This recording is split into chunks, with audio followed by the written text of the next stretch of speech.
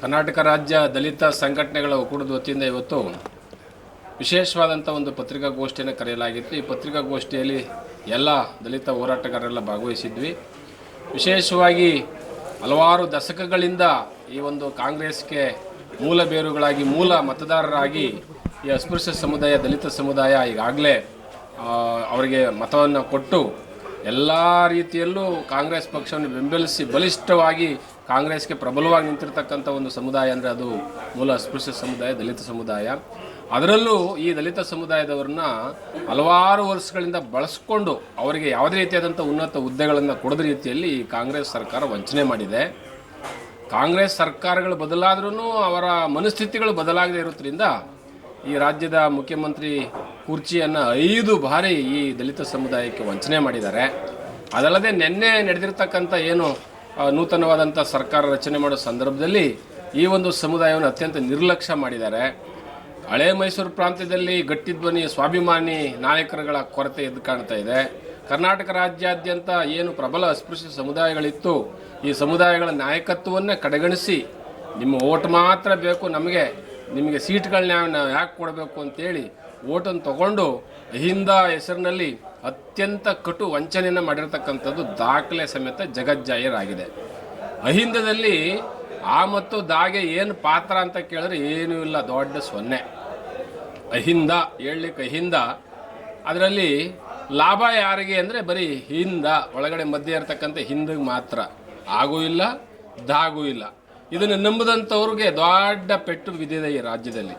ಹಾಗಾಗಿ ದಲಿತ ಸಮುದಾಯಕ್ಕೆ ಬಹಳ ಅನ್ಯಾಯವನ್ನು ಮಾಡಿರ್ತಕ್ಕಂಥ ಏನು ಇವತ್ತು ಸರ್ಕಾರದ ನಡೆಯನ್ನು ನಾವು ಭಾಳ ಉಗ್ರವಾಗಿ ಖಂಡಿಸಿ, ನಮ್ಮೆಲ್ಲ ನಾಯಕರುಗಳು ಖಂಡಿಸಿ ಈ ಒಂದು ಅನ್ಯಾಯವನ್ನು ಏನಿವತ್ತು ನಮ್ಮ ಪ್ರಬಲವಾಗಿರ್ತಕ್ಕಂಥ ಬಲಿಷ್ಠ ಸಮುದಾಯಗಳನ್ನ ಒಡೆದು ಹಾಳಿ ಇವರು ಯಾವುದೇ ಹಕ್ಕು ಅಧಿಕಾರಿಗಳನ್ನ ಪಡ್ಕೋಬಾರ್ದು ಅಂತ ದೂರ ಇಡಬೇಕು ಅಂತ ಹುನ್ನಾರ ಷಡ್ಯಂತ್ರಗಳನ್ನ ಮಾಡಿದಿರೋ ನಿಮ್ಮೆಲ್ಲ ತಂತ್ರಗಳನ್ನು ಬಯಲು ಮಾಡಿ ನಿಮಗೆ ಕೊನೆ ಮಳೆ ಹೊಡಿಬೇಕು. ಕಾಂಗ್ರೆಸ್ ಪಕ್ಷವನ್ನು ನಂಬಿ ಈ ರಾಜ್ಯದ ಜನ ನಿಮಗೆ ಮತವನ್ನು ಕೊಟ್ಟರು, ನಮ್ಮ ಮತ ತಗೊಂಡು ನಮ್ಮ ಹಿತವನ್ನು ಕಾಯ್ದೆ ಇರ್ತಕ್ಕಂಥ ನಿಮಗೆ ತಕ್ಕ ಶಾಸ್ತಿ ಮಾಡಬೇಕು ಅಂತಕ್ಕಂಥದ್ದೇ ತೀರ್ಮಾನ ತಗೊಂಡು ಈ ಫ್ರೀಡಮ್ ಪಾರ್ಕ್ನಲ್ಲಿ 12ನೇ ತಾರೀಕು ಇಡೀ ರಾಜ್ಯಾದ್ಯಂತ ನಮ್ಮ ಸಮುದಾಯದ ಎಲ್ಲ ಸಮುದಾಯದ ಜನಗಳು ಸೇರಿ ನೀವು ಮಾಡಿರ್ತಕ್ಕಂಥ ಅನ್ಯಾಯವನ್ನು ನಾವು ಪ್ರಶ್ನೆ ಮಾಡಿ ನಿಮ್ಮ ಅನ್ಯಾಯಕ್ಕೆ ತಕ್ಕ ಒಂದು ಉತ್ತರವನ್ನು ಕೊಡಬೇಕು ಅಂತ ನಾವು ಈಗಾಗಲೇ ತೀರ್ಮಾನ ಮಾಡಿದ್ದೇವೆ.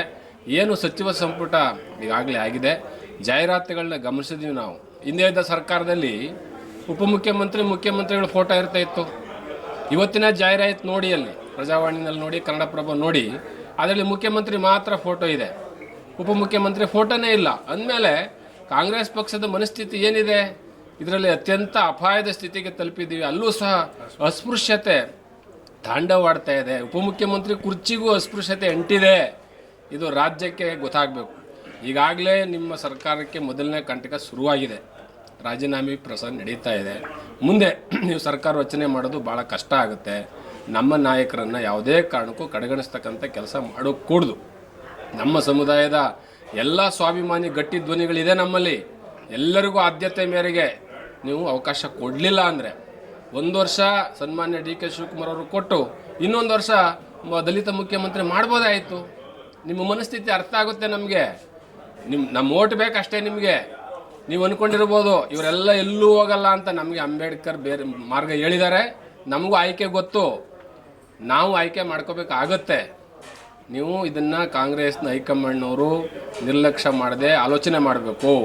ನೀವು ಇದನ್ನು ಗಂಭೀರವಾಗಿ ತಗೋಬೇಕು ಅನ್ನೋ ಉದ್ದೇಶಕ್ಕೆ ಇವತ್ತು ಪತ್ರಿಕಾಗೋಷ್ಠಿ ಕರೆದಿದ್ದೀವಿ. ಇದನ್ನು ರಾಜ್ಯದ ಜನರಿಗೆ ತಾಲೂಕು, ಹೋಬಳಿ, ಜಿಲ್ಲಾವಾರು ಈ ಒಂದು ವಿಷಯವನ್ನು ರವಾನಿಸ್ತಾ ಇದ್ದೇವೆ. 18ನೇ ತಾರೀಕೇನು ನೀವೇನು ಮತ್ತು 2ನೇ ಕ್ಯಾಬಿನೆಟ್ ಮಾಡ್ತಿದ್ದೀರಿ, ಸೂಕ್ತ ಪ್ರಾತಿನಿಧ್ಯ ನೀಡಬೇಕು. ನಮಗೆ ಈ ಬಲಿಷ್ಠ ಸಮುದಾಯಗಳಿಗೆ ಸೂಕ್ತ ಪ್ರಾತಿನಿಧ್ಯ ನೀಡಿ ಸಾಮಾಜಿಕ ನ್ಯಾಯವನ್ನು ಪ್ರಜಾಸತ್ತಾತ್ಮಕ ಮೌಲ್ಯ ಎತ್ತಿಡಿತೀವಿ ಅಂತ ಹೇಳ್ತೀರಾ. ಇದೆಲ್ಲವೂ ಢೋಂಗಿ ಅಂತ ಗೊತ್ತಾಗ್ತಾ ಇದೆ ಇಡೀ ರಾಜ್ಯದ ಜನರಿಗೆ. ಈ ಢೋಂಗಿತನ ಬೇಡ. ಮೂಲ ಅಸ್ಪೃಶ್ಯರು ಅಧಿಕಾರಹೀನರಾಗಿದ್ದಾರೆ.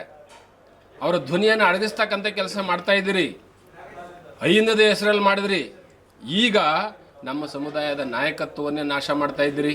ಬಸಲಿಂಗಪ್ಪನವ್ರು ನಾಶ ಆದರು, ಎನ್ ರಾಚಯ್ಯ ನಾಶ ಆದರು, ವೀರಾಚಯ್ಯ ನಾಶ ಆದರು, ಬಸಲಿಂಗಪ್ಪನವ್ರು ನಾಶ ಆದರು, ಶ್ರೀನಿವಾಸ ಪ್ರಸಾದ್ ಹೋದರು. ಇನ್ನೆಷ್ಟು ಜನ ಕಳಿಸ್ಬೇಕು ಅಂತ ಈಗ ಮಾದೇವಪ್ಪನವ್ರು ಮೂಲೆ ಕೂರಿಸಿದ್ದೀರಿ. ಇದು ಗೊತ್ತಾಗಲ್ಲ ರಾಜ್ಯದ ಜನರಿಗೆ. ನಿಮ್ಮ ಏನು ಷಡ್ಯಂತ್ರ ಇದೆ ಅದನ್ನು ಬಯಲು ಮಾಡತಕ್ಕಂಥ ಕಾಲ ಬಂದಿದೆ. 12ನೇ ತಾರೀಕು ನಾವು ಬಯಲು ಮಾಡ್ತೇವೆ. ನಿಮ್ಮ ಏನಿವತ್ತು ರಾಜ್ಯ ಸರ್ಕಾರಕ್ಕೆ ಬಂದಿರತಕ್ಕಂಥ ಕಂಟಕವನ್ನು ನೀವು ಪರಿಹಾರ ಮಾಡ್ಕೊಳ್ತಲ್ಲಿ ಮತ್ತೊಂದು ದೊಡ್ಡ ಕಂಟಕ ನಿಮ್ಮ ಎದುರಿಗೆ ಬರುತ್ತೆ ಅಂತಕ್ಕಂಥದ್ದನ್ನು ಮರಿಬಾರ್ದು ಅಂತಕ್ಕಂಥ ಎಚ್ಚರಿಕೆಯನ್ನು ಕೊಡ್ತಾ ಇದ್ದೇನೆ. ಜೈ ಭೀಮ್. ಇವತ್ತು ಕರ್ನಾಟಕದಲ್ಲಿ ನಾನು ಸಿದ್ದರಾಮಯ್ಯನವ್ರಿಗೆ ಮತ್ತು ಶಿವಕುಮಾರ್ ಅವ್ರಿಗೆ ಹೇಳೋದು ಒಂದೇ, ದಲಿತರು ಕಾಂಗ್ರೆಸ್ ಪಕ್ಷವನ್ನು ನಂಬಿದ್ದಾರೆ ಅನ್ನೋ ಸತ್ಯ ಈ ರಾಜ್ಯದ KPCC ಅಧ್ಯಕ್ಷರಾದಂಥ ಸನ್ಮಾನ್ಯ DK ಶಿವಕುಮಾರ್ ಅವ್ರಿಗೆ ಪರಿಪೂರ್ಣವಾಗಿ ಗೊತ್ತಿರೋ ವಿಚಾರ. ಇವತ್ತು ಸಿದ್ದರಾಮಯ್ಯನವ್ರನ್ನ ನಾವು ನಂಬಿ ದಲಿತ ಮುಖ್ಯಮಂತ್ರಿ ಮಾಡ್ತಾರೆ ಅನ್ನೋ ವಿಶ್ವಾಸದಲ್ಲಿ ನಮ್ಮ ಪರಮೇಶ್ವರ್ ಸಾಹೇಬರಿದ್ದರು. ಬಟ್ ಅವರು ನಿಮ್ಮನ್ನೇ ನಂಬಿದ್ರು. ಹೈಕಮಾಂಡಿಗಿಂತ ಹೆಚ್ಚಾಗಿ ನಮ್ಮ ಸಿದ್ದರಾಮಯ್ಯನವ್ರು ಮಾಡ್ತಾರೆ ಅಂತ ನಮ್ಮ ಜೊತೆಲಿ ಹಲವಾರು ಸಾರಿ ಪ್ರಸ್ತಾಪ ಮಾಡಿದರು. ಆಗಲಿಲ್ಲ. ಆ ನೋವು ನಮ್ಮನ್ನು ಕಾಡ್ತಾ ಇದೆ. ಬಟ್ DK ಶಿವಕುಮಾರ್ ಅವರ ನೇತೃತ್ವದಲ್ಲಿ ತಾವು ವೇದಿಕೆಯಲ್ಲಿ ಹೇಳಿದ್ದೀರಿ, ನಾನು ನಿಮ್ಮ ಕ್ಷೇತ್ರದ ಮತದಾರ ಇದ್ದೀನಿ, ಸಾತ್ನೂರು ಕ್ಷೇತ್ರದಲ್ಲಿ ನಾನೂ ಕೂಡ ನಿಮ್ಮ ಸೈಕಲ್ ಗುರುತಿಗೆ ಮತ ಹಾಕಿದ್ದೀನಿ. ನೀವು ಅವತ್ತು ಹೇಳಿದ್ದೀರಿ, ನನ್ನನ್ನು ರಾಜಕೀಯವಾಗಿ ಕೈ ಹಿಡಿದಂಥ ಜಾತಿ ಏನಾದ್ರು ಇದ್ದರೆ ಅದು ದಲಿತ ಸಮುದಾಯ ಅನ್ನೋದ ವೇದಿಕೆಯಲ್ಲಿ ಹೇಳಿದ್ದೀರಾ. ಇವತ್ತು ನಿಮ್ಗೆ ಅಧಿಕಾರ ಸಿಕ್ಕಿದೆ.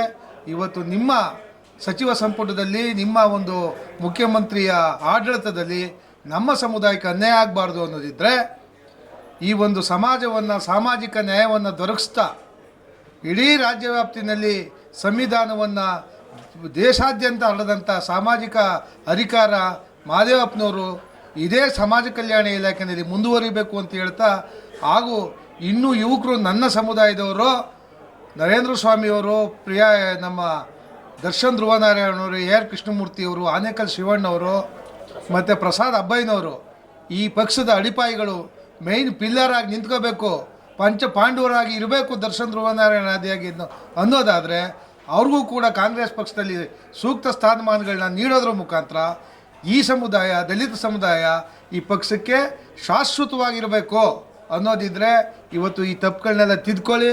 ಜಾಹೀರಾತಿನ ತಪ್ಪನ್ನು ತಿದ್ಕೋಬೇಕು ಅಂತ ಆಗಲೇ ನಾನು ಮೀಡಿಯಾದಲ್ಲಿ ಹೇಳಿದ್ದೀನಿ. ಸರಿಪಡಿಸ್ಕೊಳ್ಳಿ.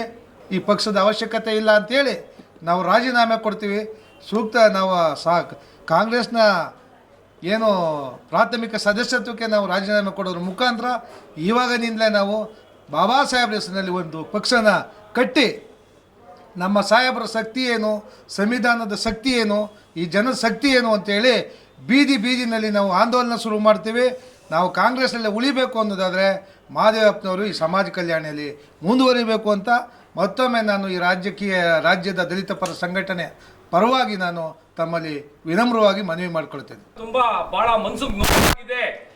ಏನಪ್ಪ ವಿಚಾರ ಅಂತ ಅಂದ್ರೆ, ಇವತ್ತು ನಮ್ಮ ದಲಿತ ನಾಯಕರಾಗಿರ್ತಕ್ಕಂಥ ಸಂವಿಧಾನವನ್ನು ಉಳಿಸ್ಲಿಕ್ಕೆ ಹೋರಾಟ ಮಾಡಿದಂತಹ ನಿಮ್ಮೆಲ್ಲರ ನೆಚ್ಚಿನ ನಾಯಕರಾಗಿರ್ತಕ್ಕಂಥ ಮಾಜಿ ಅಂತ ಹೇಳಲ್ಲ, ಹಾಲಿ ಮಂತ್ರಿಗಳಾಗಿರ್ತಕ್ಕಂಥ ಸಮಾಜ ಕಲ್ಯಾಣ ಮಂತ್ರಿಗಳಾಗಿರ್ತಕ್ಕಂಥ SC ಮಹದೇವಪ್ಪ ಅವರನ್ನ ನಮ್ಮ ಈ ಕ್ಯಾಬಿನೆಟ್ಗೆ ಸೇರಿಸ್ಕೋಬೇಕು ಅಂತ ಹೇಳುವ ಮುಖಾಂತರ ಒಂದು ಎಚ್ಚರಿಕೆ ಕೊಡ್ತಾ ಇದ್ದೀನಿ ಸರ್ಕಾರಕ್ಕೆ. ಯಾಕೆ ಅಂತ ಅಂದ್ರೆ, ಈ ಸಮಾಜದಲ್ಲಿ ಏನು ನಮ್ಮವರೇ ಒಗ್ಗಟ್ಟು ಕಳ್ಕೊಂತ ಇದ್ದಾರೆ. ಹಾಗಾಗಿ ನಮ್ಮ ಸಮಾಜ ವೀಕ್ ಆಗ್ತಾ ಇದೆ ಅಂತ ಎಲ್ಲ ಮಾತಾಡ್ಕೊತಾ ಇದ್ದಾರೆ. ಹಾಗಾಗಿ ನಮ್ಮ ಸಮಾಜ ಯಾವತ್ತು ಇಂಜರಿ ಎಲ್ಲ ಒಗ್ಗಟ್ಟಾಗಿದ್ದೀವಿ ಅಂತ ಇವತ್ತು ತೋರಿಸ್ತೀವಿ.